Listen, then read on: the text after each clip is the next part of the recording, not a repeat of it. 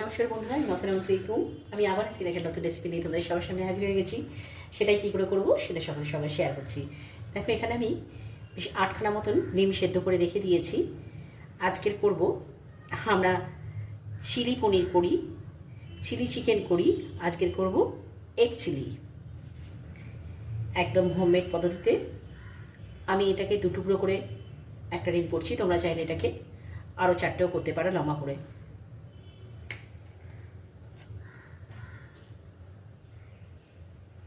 প্রথমে এই সেদ্ধ ডিমগুলোকে এইভাবে সমান করে কেটে নেব।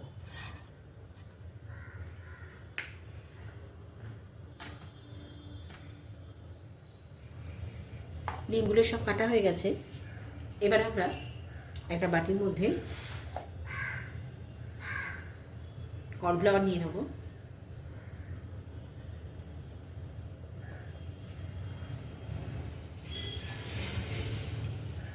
ভরে ভরে 2 চামচ নিলাম, আর 1 চামচ ময়দা নিয়ে নেব।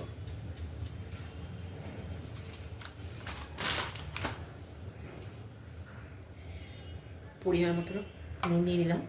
নুনটা লাগলে পরে আর একটু দিয়ে দেবো। একটু গোলমরিচের গুঁড়ো দিয়ে দিলাম। ঝালটা যে যেরকম খাবে সেরকম বুঝে দেবেন। এবার একটু সামান্য আদা পেস্ট দিয়ে দেবো,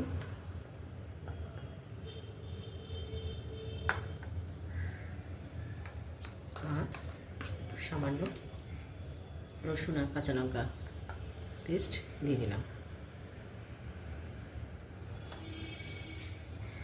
এবার ছোটো 1 চামচের জিরে গুঁড়ো দিয়ে দিলাম, ধনে গুঁড়ো দিয়ে দিলাম, আর একটু ঝাল লঙ্কার গুঁড়ো অল্প একটু দিয়ে দেবো। আগেই বলেছি ঝালটা যে যেরকম খাবে। সামান্য একটু বেকিং পাউডার দিয়ে দিলাম, সামান্য একটু খাওয়ার সোডা দিয়ে দিলাম, আর হাফ লেবু চিপে দিয়ে দেবো।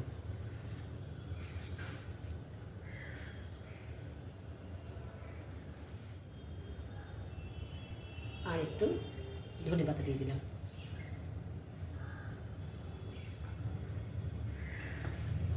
এবার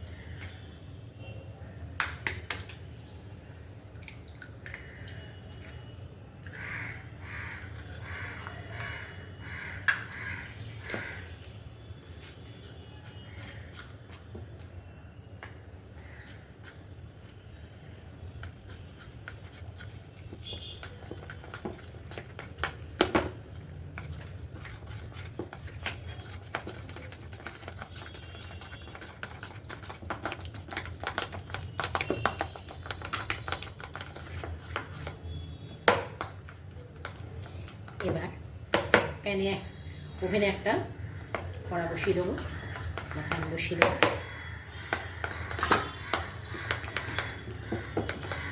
এই ব্যাটারটার মধ্যেই ডিমটাকে হালকা করে এপিট ওপিট করে চুবিয়ে তেলে একটু ভেজে নিতে হবে। ওভেনে আমি একটা কড়া বসিয়ে তেল দিয়ে দিয়েছি। তেল গরম হয়ে গেছে।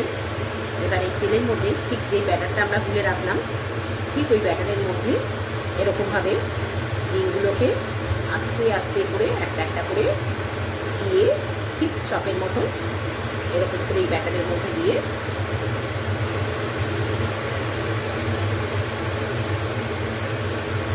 ভেজে নিতে হবে।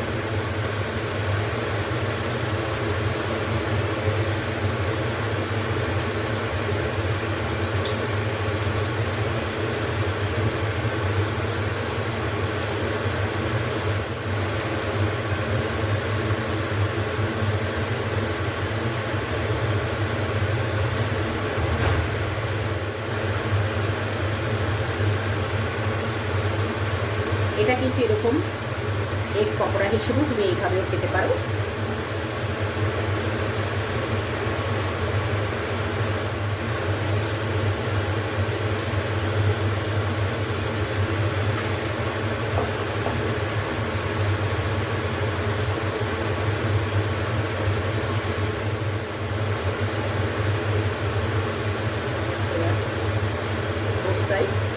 একটু এইভাবে ফ্রাই করে নেব।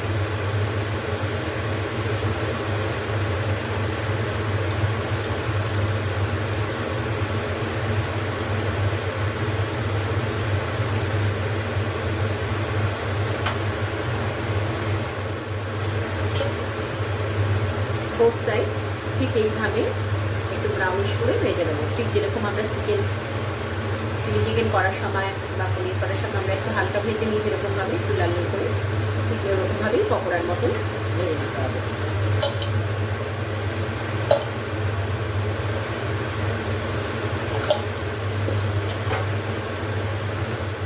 আমার সবগুলো ভাজা হয়ে গেছে।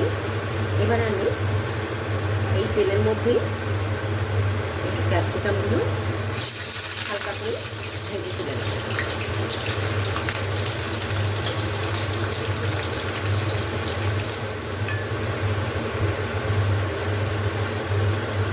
ক্যাপসিকামগুলো একটু হালকা করে ভেজে তুলে রেখে দিতে হবে।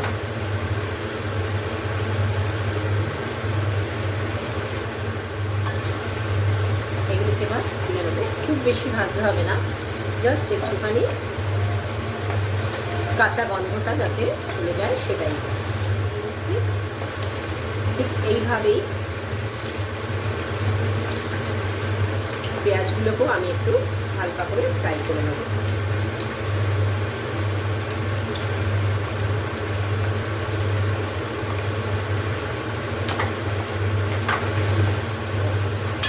আমি এখানে পেঁয়াজ ছোটো ছোটো সাইজের চারটে দিয়েছি।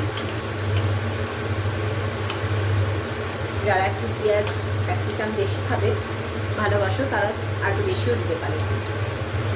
আমি এটাকেও একদম হালকা করে জাস্ট একটুখানি ফ্রাই করেই তুলে নিই। এবার পেঁয়াজগুলোকে এইভাবে তুলে নেব।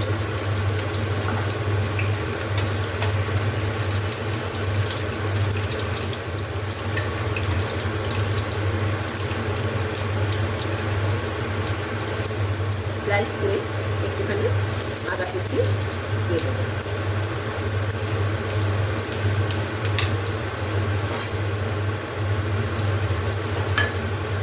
আর একটু রসুন, আদার থেকে একটু রসুনটা বেশি দিতে হবে, যেহেতু আমরা আগেই বলেছি চিলি চিকেন বা এগ চিলি যেগুলো এতে একটু রসুনের ফ্লেভারটাই বেশি ভালো লাগে।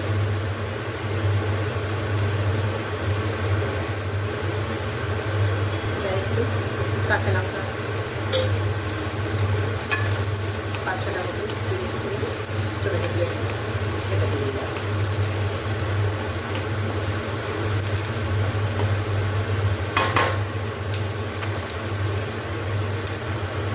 অল্প একটু ভিনেগার পেস্ট, আদা পেস্ট দিয়ে দেবো, আর একটু কাঁচা লঙ্কা রসুন একসঙ্গে বেটে পেস্ট করে রেখেছিলাম সেটা একটু দিয়ে দেবো।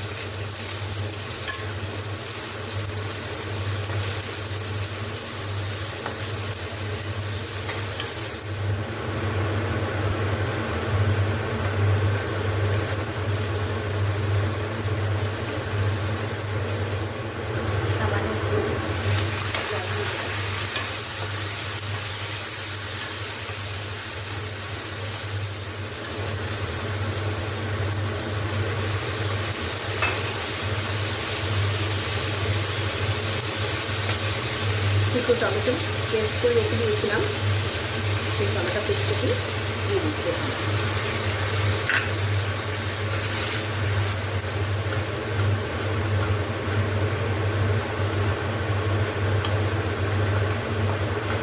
দিয়ে একটু ভালো করে এটা একটু কষিয়ে নেব।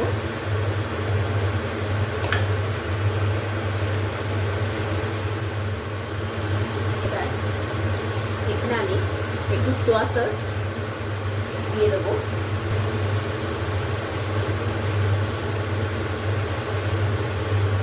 ছিটি মতো সোয়া সস দিলাম, লাগলে পরে আবার আর একটু ভিনিগার দিয়ে দিলাম। ভিনিগারও একটু ছিটি মতো দিয়ে দিলাম।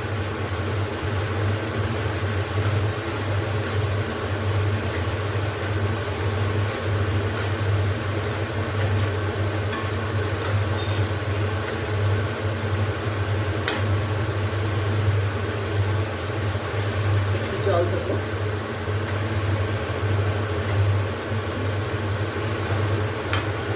একটা বাটি এখানে একটু টমেটো বাটি অল্প একটুখানি আমি এক স্পুন কর্নফ্লাওয়ার গুলে রেখে দিয়েছিলাম, সেটা একটু এখানে দিয়ে দেবো গ্রেভিটাকে, যাতে একটু থিকনেস হয়।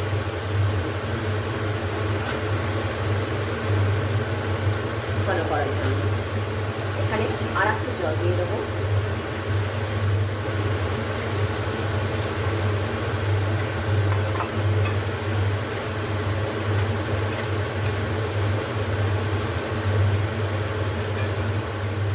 আমাদের গ্রেভিটা তৈরি হয়ে গেছে পুরো। এবারে শুধু একটু আমি চিলি সস দিয়ে দেবো। আগেই বলেছি ঝালটা যে যেরকম খাবে সেরকমই দেবে। যদি কেউ একটুখানি ঝাল বেশি খাও, যেমন আমি একটু ঝাল বেশি খাই, সেই জন্য আমি একটু ঝালটা বেশি অ্যাড করি।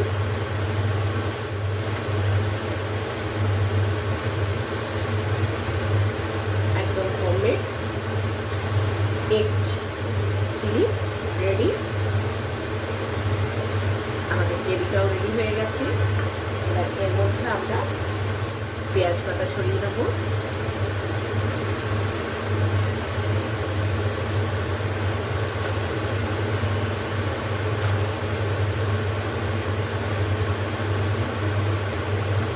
সঙ্গে এগুলো অ্যাড করে দেবো, যেগুলো পেঁয়াজ আর ক্যাপসিকাম আমরা ভেজে রেখে দিয়েছিলাম।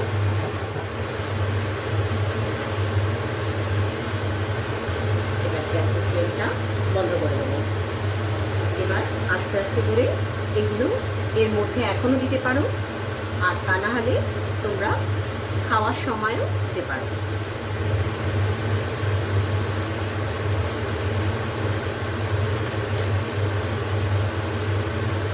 আমার এগ চিলি রেডি। এবারে সার্ভ করবো। ওপরে একটু ধনেপাতা ছড়িয়ে দেবো। সব লাস্টে একটা জিনিস দিতে একদম প্রথম দিকে ভুলে গেছিলাম, এটা সবার আগে দরকার নুন। তাই নুনটা একটু দিয়ে দিলাম, অল্প একটু কাস্তে পাতা ছড়িয়ে দিলাম,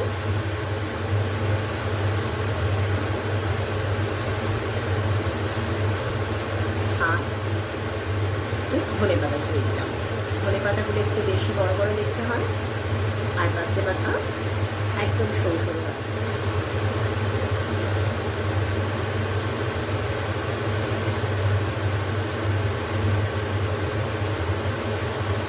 বন্ধুরা, আমার এগ চিলি রেডি। আমি কিন্তু সার্ভ করে দিয়েছি, একদম রেস্টুরেন্ট টাইপ দেখতে হয়েছে, আর তেমনি খেতেও কিন্তু ফাটাফাটি হয়েছে। এটা কিন্তু ভাত, রুটি, পরোটা বা রাইস সব কিছুর সঙ্গে একদম জমে যাবে। আমার এই রেসিপিটা যদি তোমাদের ভালো লেগে থাকে, প্লিজ যারা ফেসবুক থেকে দেখছো ওটা লাইক করতে ভুলো না, আর যারা ইউটিউব থেকে দেখছো তারা একটা সাবস্ক্রাইব করতে ভুলো না আমার এই চ্যানেলটাকে। প্লিজ আবার এরকম একটা রেসিপি নিয়ে তোমাদের সবার সামনে হাজির হবো নেক্সট ভিডিওয়ে। বাই বাই, সবাই ভালো থেকো, সুস্থ থেকো।